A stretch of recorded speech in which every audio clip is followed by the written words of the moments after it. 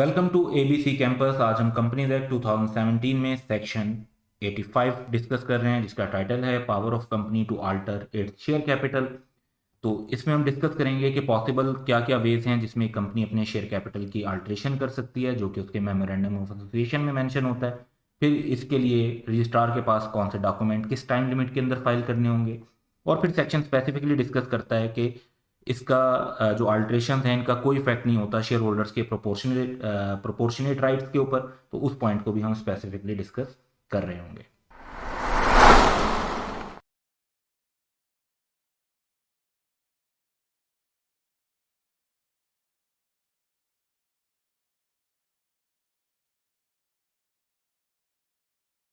सबसे पहले possible alterations को अगर हम डिस्कस करते हैं, तो पॉसिबल अल्ट्रेशंस में एक कंपनी अपने शेयर कैपिटल को चेंज कर सकती है अगर ऑथराइज बाय इट्स आर्टिकल्स।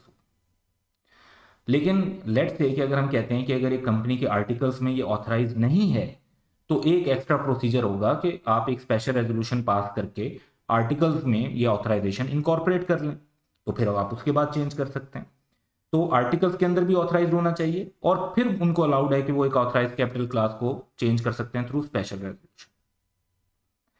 तो अगर आर्टिकल्स में ऑथराइज नहीं होगा तो फिर दो स्टेप हो जाएंगे कि आपको आर्टिकल्स के अंदर पहले ऑथराइजेशन इनकॉर्पोरेट करनी होगी और फिर मेमोरेंडम में आपको स्पेशल रेजोल्यूशन के थ्रू कैपिटल क्लास की अल्ट्रेशन करनी होगी। तो लॉ जो है वो बेसिकली 4 टाइप की अल्ट्रेशन को डिस्कस करता है जो एक कंपनी कर सकती है। तो स्पेशल रेजोल्यूशन प्रोसीजर चारों के लिए सेम है। और एक कंपनी अपना ऑथराइज शेयर कैपिटल इंक्रीज कर सकती है। इंक्रीज की अगर एग्जांपल लें तो फॉर एग्जांपल एक कंपनी का जो ऑथराइज शेयर कैपिटल है वो 10 मिलियन रुपीज है, divided into 1 million share of rupees 10 each. तो लेट्स से कि ये अपना ऑथराइज शेयर कैपिटल डबल करना चाहते हैं बढ़ा के, तो ये इंक्रीज करके ऑथराइज शेयर कैपिटल 20 मिलियन कर सकते हैं। अब नंबर ऑफ शेयर बढ़ जाएंगे, 2 मिलियन हो गए, और डिनोमिनेशन ऑफ वन शेयर जो फिक्स अमाउंट पर शेयर है 10 रुपीज वो सेम रहेगी। सबसे ज्यादा कॉमन जो अल्ट्रेशन है वो इसी स्टाइल की होती है। अमाउंट डबल नहीं होती तो कह लें कि थोड़ी सी 10% 20% बढ़ा दी जाती है। लेकिन ये कि increase in authorise share capital सबसे कॉमन ऑल्ट्रेशन प्रोसेस है।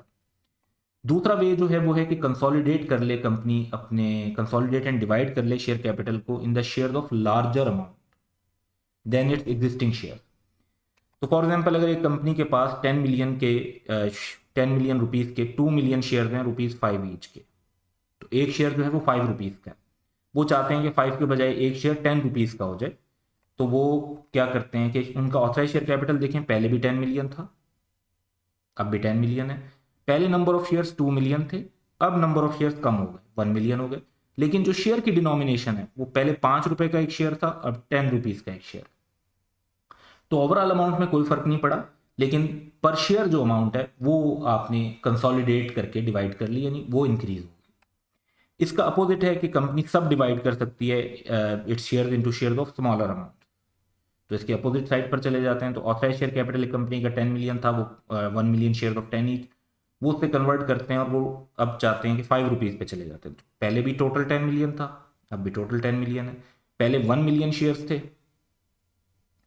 10 ईच के, अब 2 मिलियन शेयर हैं 5 ईच के। तो 2 मिलियन इंटू 5 भी 10 मिलियन बनता है, 1 मिलियन इंटू 10 भी 10 मिलियन बनता है, यानी टोटल अमाउंट में फर्क नहीं आया।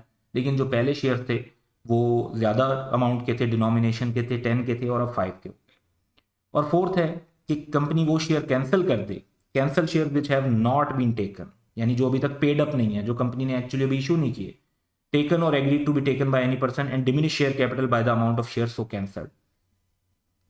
तो कुछ कंपनीज में बेसिकली ये होता है कि जो ऑथराइज शेयर कैपिटल है वो ज्यादा होता है और पेड अप शेयर कैपिटल जो है वो कम होता है।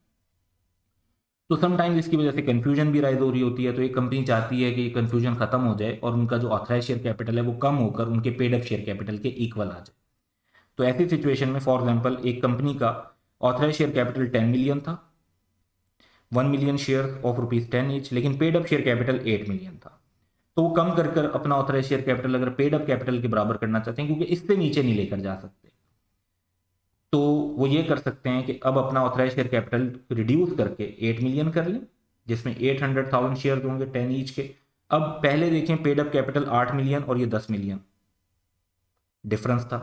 अब आपका पेड अप कैपिटल भी जो है वो 8 मिलियन ही है और ऑथराइज भी 8 मिलियन हो गया, तो ये बराबर हो गया। तो ये 4 टाइप की अल्टरेशन है जो एक कंपनी कर सकती है। तो किसी भी तरीके की अल्टरेशन की जाए तो special resolution pass law specifically concept discuss करता है कि in the event of consolidation और sub division of share, consolidation जहां पे लार्जर अमाउंट का शेयर बना लेते हैं, सब डिवीजन जहां पे स्मॉलर अमाउंट का शेयर बना देते हैं, the rights attaching to the new shares shall be strictly proportional to the rights attached to the previous shares so consolidated और subdivided, यानी जो राइट्स हैं उनका प्रोपोर्शन सेम रहेगा, वो राइट्स प्रोपोर्शन वाइज चेंज नहीं होंगे। और स्पेसिफिकली ये भी डिस्कस किया कि where any share issued are of a class which is the same as that of share previously issued, यानी अगर एक कंपनी में डिफरेंट क्लास ऑफ शेयर हैं, क्लास ए क्लास बी, तो क्लास ए के जो पहले शेयर इशू हुए हैं और मजीद शेयर को इशू होते हैं, तो the rights attaching to the new shares shall be the same as those attach to the shares previously held. तो ये नहीं होगा कि जी जो ज़्यादा पुराने शेयर्स हैं उनके कोई राइट्स कोई स्पेशल ज़्यादा हैं या कम है, अगर वो सेम क्लास ऑफ शेयर्स हैं तो वो चाहे पहले इशू हुए में या बाद में इशू हुए में, सेम क्लास ऑफ शेयर्स में क्लास वाइज जो राइट्स हैं उनका कोई फ़र्क नहीं होगा, वो राइट्स एग्जैक्टली सेम होंगे। तो ये जनरली भी कॉमन सेंस यही बनती है, लेकिन लॉ ने इस पर क्लैरिटी भी दे दी। तो अगर एक कंपनी का ऑथराइज शेयर कैपिटल 10 मिलियन का था divided into 2 million share of ₹5 each, और वो उसको चेंज करके बाद में लार्जर अमाउंट पर चले जाते हैं, तो ₹5 से ₹10 की अमाउंट पर चले गए, कंसोलिडेट कर लिया यानी उन्होंने। तो कोई भी शेयर होल्डर जिसके पास पहले 2 शेयर थे, अब उसके पास 1 शेयर होगा, लेकिन उसके राइट्स जो हैं वो प्रोपोर्शनेटली सेम ही होंगे।